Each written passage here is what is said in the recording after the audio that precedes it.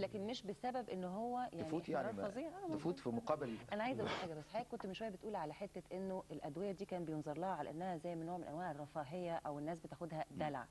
انا في رايي الشخصي، ما اعرفش اذا كنت تتفق معايا ولا لا، ان ده كان لانه خطا في اسلوب اظهار هذه الادويه في اسواقنا. ان احنا ما تعاملناش معاها على ان ده فشل او عجز في احد الاعضاء في جسمنا او جهاز في جسمنا، زي ما بيحصل بالظبط ان يبقى في حد عنده قصور في الشرايين او قصور في وظائف الكلى او قصور في وظائف الكبد، قصور في الجهاز التناسلي.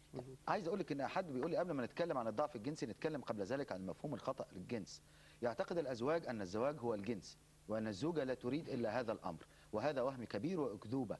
فاذا لم تكن هناك الفه وتجاوب انحصرت كل لذائذ الزواج في الامور الجسديه، وان يظل الرجل يمارسها باستمرار دون ان يصاب بانهيار جسدي او عصبي.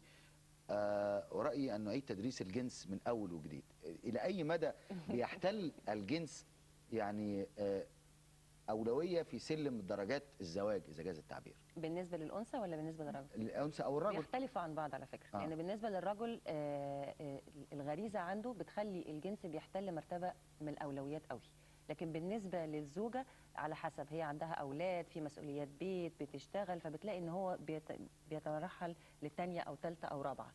الظروف مناسبة ولا لا؟ يعني هدي لك مثال بسيط جدا، إنه كتير جدا من الأزواج بينزعج إنه أثناء العلاقة الحميمة الزوجة لما بتسمع صوت ابنها صحي في الأوضة اللي جنبها بيعيط بتفصل.